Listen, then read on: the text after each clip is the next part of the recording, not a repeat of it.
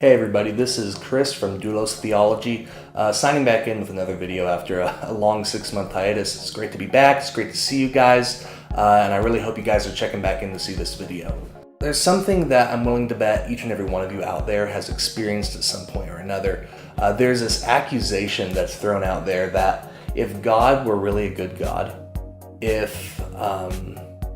or if God even really existed at all, then there wouldn't be evil in the world. So it's this accusation that I think is really, really common, and it's something that honestly I think leaves a lot of Christians stumped. I don't think it's something that should leave us stumped. I think we should have ready answers for this, but it does happen. And so, common responses you'll hear to this coming from a lot of my Reformed brothers and sisters out there. You'll hear them doing something very similar to what Calvin did, referring to, although I don't know if he called it this back then, the covenant of redemption, talking about how everything in this world happens ultimately for the glory of God. It's something that I think every Reformed person should have in their database of theological knowledge up here. A lot of non-Reformed people, I hear from them a lot something that is kind of riffs on Augustine's free will defense. Not a bad defense there either. But there is another way to do it and another response there, and it actually utilizes and responds from the flood account in the Bible and uses that to counteract this problem of evil accusation. And I think we'll see that if you use this, it's really helpful because it can allow you to step into the thinking of the accusation there, show why that doesn't work, and then really seamlessly transition into a presentation of the gospel, which is what we're really going for in the end anyway. Otherwise, in my experience, it just gets into kind of airy theological, philosophical debates. There's a time and a place for those, but sometimes you just need to get that gospel presentation out there, and other defenses can take away from that in one way or another. But what we're going to try to do is we're going to try to place the flood narrative within its proper context and see what it's actually telling us. We all know in Genesis 3 there is the fall, right? In Genesis 3, mankind falls from a state of grace where they really they had the potential to stay pure and sinless for the rest of time, but that didn't happen. We all know the story. Adam and Eve took a bite of the fruit from the tree of the knowledge of good and evil. And what ended up happening there was what we call the fall. And out of that fall, God gave curses and punishments for mankind and also for the snake. So Genesis 3:15 says, "I will put enmity between you and the woman, and between your offspring and her offspring. He shall bruise your head, and you shall bruise his heel." This is God talking to the serpent right here. So the offspring of the woman is going to be in enmity with the serpent. He's going to crush the head of the serpent. The serpent is going to bruise his heel. And what this is what a lot of theologians have referred to as the proto-evangelium. That word means first gospel. It's the first telling of the gospel, the promise that even though this fall has occurred, something good is going to come later on. The offspring of the woman being Jesus, the serpent being devil, the act of the crushing of the serpent's head being, of course, Jesus' victory on the cross and ultimate eschatological victory when he returns. So the promise is here in place. And what we're going to see throughout the rest of the Bible, actually, is in the Old Testament, it's going to be the story of the people who bear this promise. And in the New Testament, we're going to see the fulfillment of this promise. This promise goes through Abraham, and it evolves with him. It goes through Moses, and eventually rests on the entire nation of Israel. Now, after the fall, in Genesis 4-5, what we see developing is two lines. Adam and Eve had 3 sons. They were Cain, Abel, and Seth. Now, Genesis 4 tells the story of Cain and his descendants.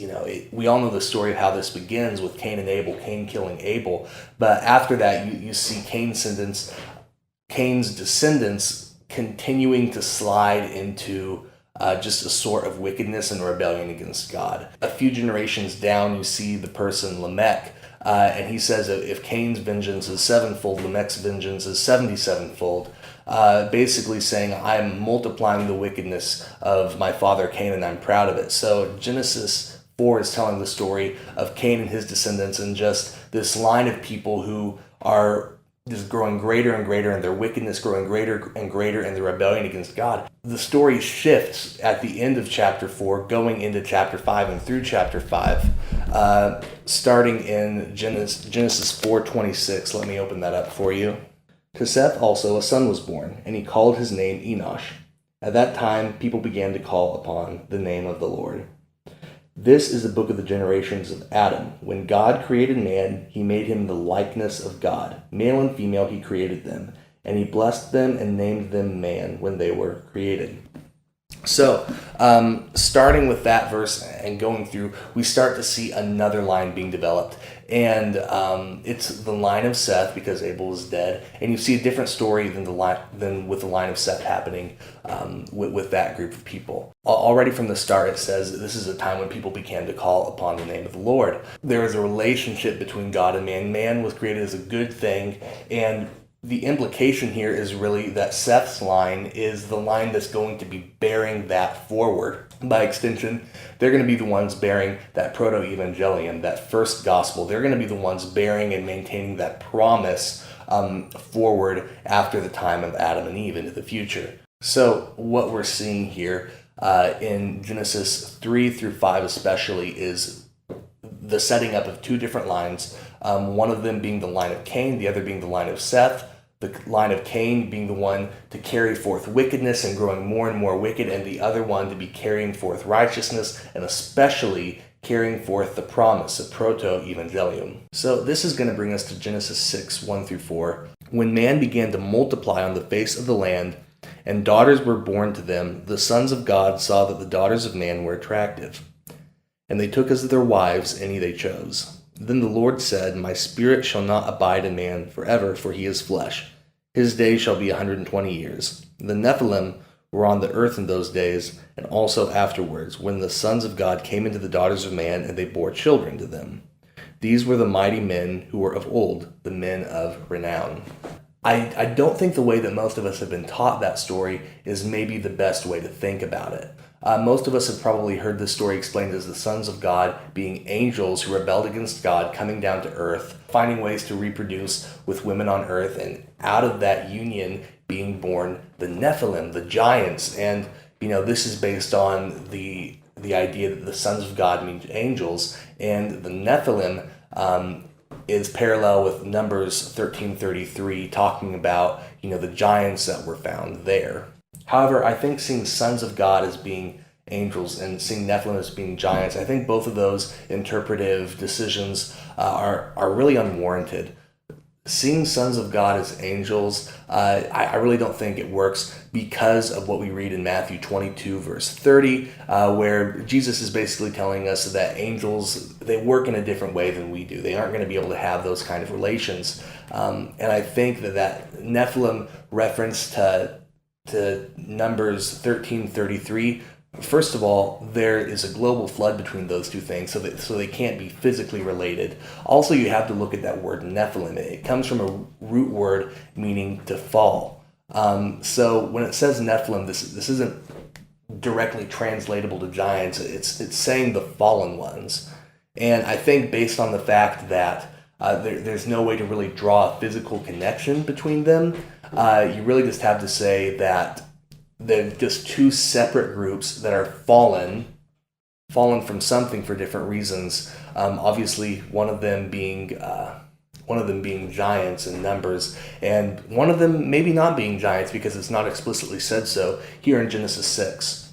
Instead, I think it's better to see these 4 verses in light of the context. The couple of chapters that we read before this, remember, they were all about the differing lines, the two parallel lines developed, one being wicked, one being righteous. And actually, immediately after the flood narrative, we're going to run into more genealogy talking about the righteous line that did survive the flood through Noah. Noah was the last descendant of Seth mentioned in that genealogy. So everything here before and after is about the two lines, and I think that gives us a pretty good interpretive clue as to what's happening in these 4 verses.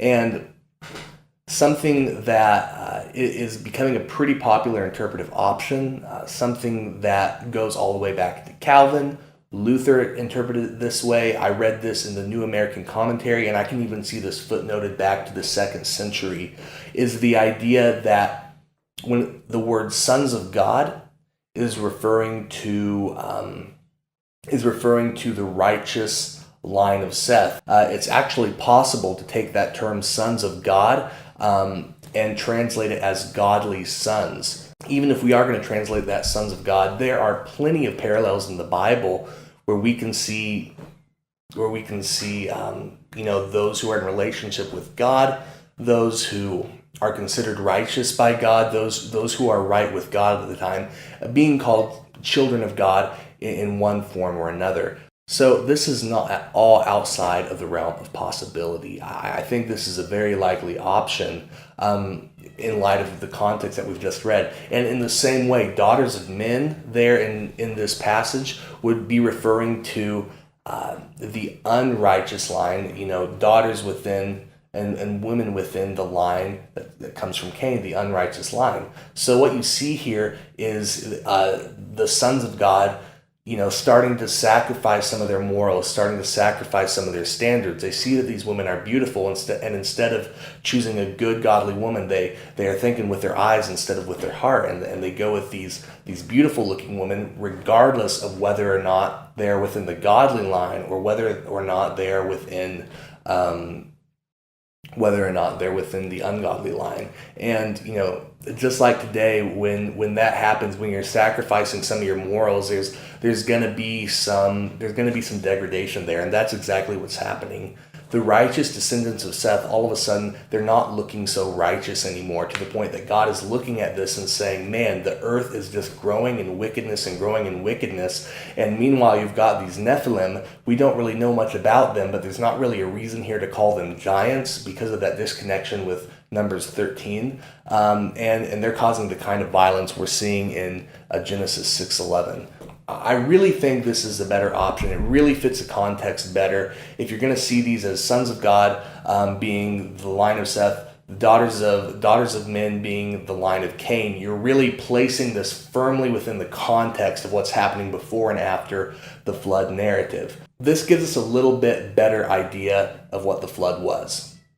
Because you've got to keep in mind that Noah is explicitly mentioned in the Bible as being the only righteous one left. Therefore, he's the only one that remains to bear that promise of Jesus, the first gospel. He's the only one to bear that forward. So, two things that we can say that the flood absolutely was.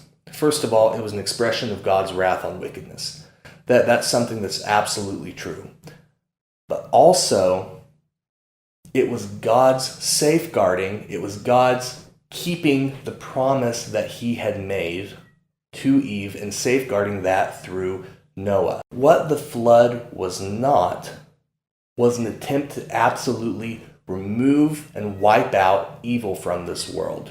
So, why am I drawing this connection? Why am I going there? Even though the flood wasn't an attempt, wasn't something that was primarily designed to completely cure the world of evil, it does show us exactly what would happen if God takes everybody who's evil in the entire world and removes them, wipes them out, gives them their due penance for being evil, and leaves just some righteous people behind. Immediately after the flood narrative, you've got the degeneracy of Noah's sons. You've got the Tower of Babel. You see things are returning back to their old course of things. I mean, just look at the world around us today. Evil has certainly come back.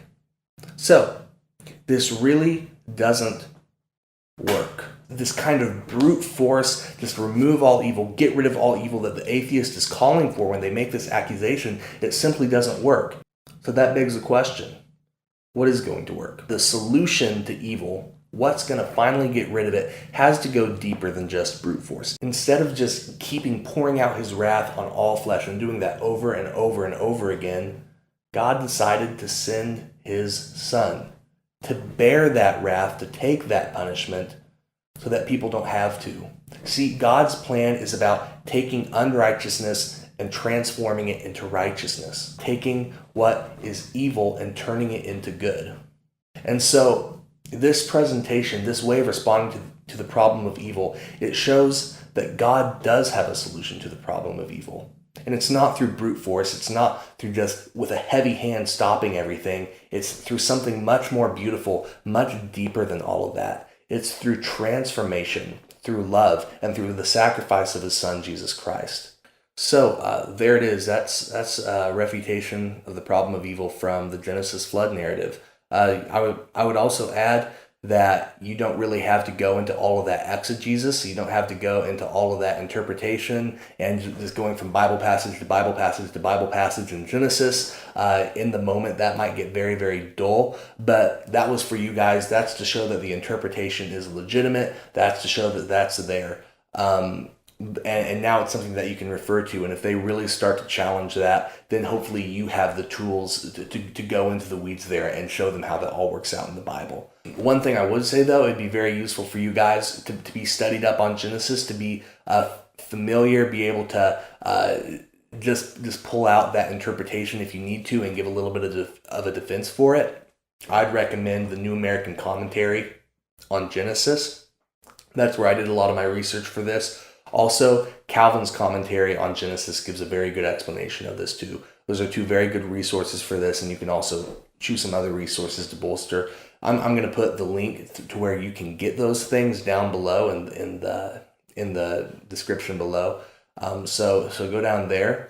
Also want to let you guys know that we're starting a Discord server. Once again, the link's down below. Jeremiah and I were really just wanting to create just a community of like-minded Reformed people, and it's going to be a great place where you guys can talk together, you guys can talk about theology or the Bible, and you can also talk to us, the content creators on this channel, and ask us questions about what we're doing, ask us questions about our videos, and maybe we'll take some of those questions and bring them into the podcast. I really hope you liked this video. If you did, I'll ask that you leave a like down below, and also if you like this video, if you want to see more content like this, consider subscribing. And we're going to try to get a video out like this every week and also get our podcast to you.